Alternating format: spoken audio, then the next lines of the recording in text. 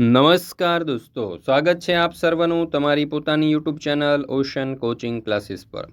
મિત્રો, આજે આપણે આ વિડીયોની અંદર ધોરણ 10ની ગુજરાતી વિષયની તમારી જે દ્વિતીય પરીક્ષા 2025 છે તેના માટેના જે મોસ્ટ આઈએમપી મોટા પ્રશ્નો છે પદ્ય અને ગદ્ય બંને વિભાગના આપણે અહીંયા જોવાના છે। સર્વપ્રથમ પદ્ય વિભાગના જોઈશું અને ત્યાર પછી પદ્ય વિભાગના જોઈશું। તો મિત્રો, જરૂરથી આ વિડીયો જે છે તે અંત સુધી નિહાળજો, જેથી કરીને જે મોસ્ટ આઈએમપી પ્રશ્નો છે પદ્ય વિભાગના અને ગદ્ય વિભાગના 3 માર્ક્સના જે પ્રશ્નો છે તે મોસ્ટ આઈએમપી પ્રશ્નો અહીંયાથી તમને મળી રહેશે અને એ પણ જવાબ સાથે મળી રહેશે।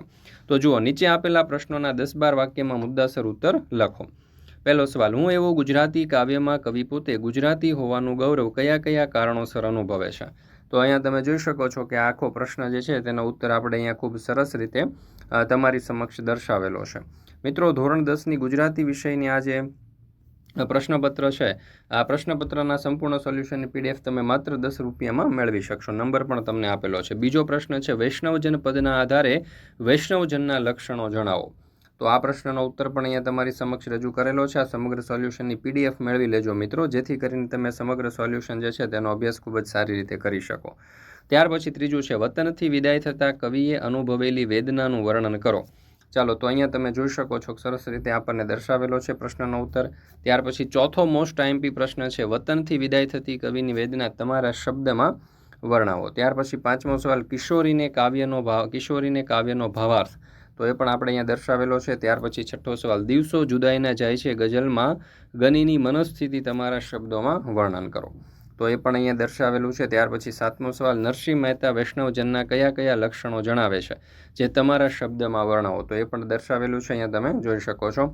ત્યાર પછી છે આઠમો સવાલ, શિકારીને કાવ્યમાં કવિ પ્રકૃતિ જગત અને પ્રાણી જગતનું સૌહાર્દ કઈ રીતે રજૂ કરે છે? ત્યાર પછી છે નવમો સવાલ, એક બપોરે કાવ્યમાં વ્યક્ત થતી હૃદયની વેદના વર્ણવો। ચાલો, ત્યાર પછી 10મો સવાલ છે, દીકરી ગઝલમાં વ્યક્ત થયેલ પિતાના મનોભાવો જણાવો। ત્યાર પછી 11મો સવાલ છે, બોલીએ ના ગઈ કાવ્યમાં કવિ માણસને શાનો જીવન બોધ આપે છે? ત્યાર પછીનો 12મો મોસ્ટ આઈએમપી પ્રશ્ન છે કે સારસીને ઉડી જવાથી કવિ ઉપર થયેલી અસર તમારા શબ્દોમાં લખો। 13મો સવાલ છે કે શીલવંત સાધુ તમે કોને કહેશો તે કાવ્યના આધારે જણાવો। ત્યાર પછી 14મો સવાલ છે, વતનથી વિદાય થતાં કવિની ભ્રમણા જ તેમની વેદના કઈ રીતે ઘેરી બનાવે છે? ત્યાર પછી છે 15મો સવાલ, ચાંદલિયો લોકગીતમાં આલેખાયેલું કુટુંબ જીવનનું સંબંધોનું મધુર ચિત્રનું આલેખન કરો। ત્યાર પછી છે 16મો સવાલ, માધવને દીઠો છે ક્યાંય કાવ્યનો મધ્યવર્તી વિચાર સ્પષ્ટ કરો। ચાલો, ત્યાર પછી 17મો સવાલ, હું એવો ગુજરાતી કાવ્યમાં કવિએ ગુજરાતના મહિમા ગાન માટે પ્રયોજેલા વિવિધ સંદર્ભો સ્પષ્ટ કરો। ત્યાર પછી 18મો સવાલ છે, એક બપોરે કાવ્યના આધારે ગ્રામ જીવનમાં ખેતર અને વાડીનું બપોર વેળાનું ચિત્રાત્મક વર્ણન કરો।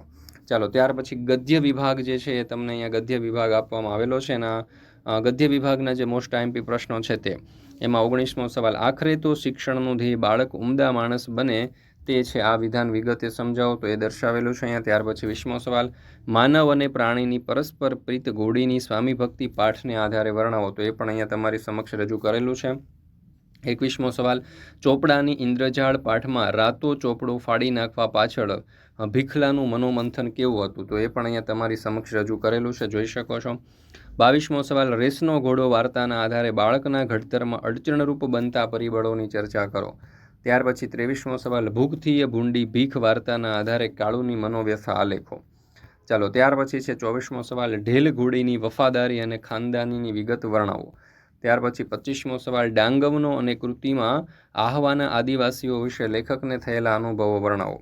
ત્યાર પછી 26મો સવાલ છે, જન્મોત્સવ નવલિકા દ્વારા લેખકે રજૂ કરેલ સામાજિક કટાક્ષ સ્પષ્ટ કરો। 27મો સવાલ છે, જગતના તાત એવા ધરતીપુત્રની કરુણાદશા નિહાળીને કાળુનું હૃદય શા માટે દ્રવી ઉઠ્યું? ત્યાર પછી 28મો સવાલ, લેખક ચંદ્રકાંત પંડ્યાના મતે ચોપડાની ઇન્દ્રજાળ શીર્ષક યથા યોગ્ય છે તે સમજાવો। 29મો સવાલ છે, ભૂખથી એ ભૂંડી ભીખ કૃતિના આધારે રાજુની મનોવ્યથા લખો। 30મો સવાલ, આરોગ્યની જાળવણી માટેના લેખકના વિચારો તમારા શબ્દમાં લખો। 31મો સવાલ છે કે મનીષાનું પાત્ર ચિત્રણ ભૂલી ગયા પછી કૃતિના આધારે કરો। ત્યાર પછી 32મો સવાલ, ગતિભંગ શીર્ષકની યથાર્થતા સમજાવો। 33મો સવાલ છે, ભૂખથી એ ભૂંડી ભીખ વાર્તાના આધારે દુકાળની ભયાનકતા તમારા શબ્દમાં લખો। 34મો સવાલ છે, છત્રી ન ખોવાય એ માટે લેખકને કેવી સલાહ મળી હતી? 35મો સવાલ છે ચોપડાની ઇન્દ્રજાળ શીર્ષકની યથાર્થતા વર્ણવો. 36મો સવાલ છે હિમાલયમાં એક સાહસ પાઠને આધારે હિમાલયની સાહસ યાત્રાનું વર્ણન. તો મિત્રો અહીંયા આપણે આ જે પાઠ મીન્સ કે જે ગદ્ય અને પદ્ય વિભાગના જે 3 માર્ક્સના જે મોટા પ્રશ્ન છે તેમના સંપૂર્ણ સોલ્યુશન જે છે તે અહીંયા પૂર્ણ કરીએ છીએ. દોસ્તો આ જે મોસ્ટ આઈએમપી પ્રશ્નો છે તેનો જરૂરથી અભ્યાસ કરી લેજો. તમારી પરીક્ષા માટે તમને ખૂબ જ ઉપયોગી સાબિત થશે. સાથે સાથે આ જે વિડીયો છે તમારા દોસ્તો મિત્રો સુધી પણ અવશ્ય શેર કરજો.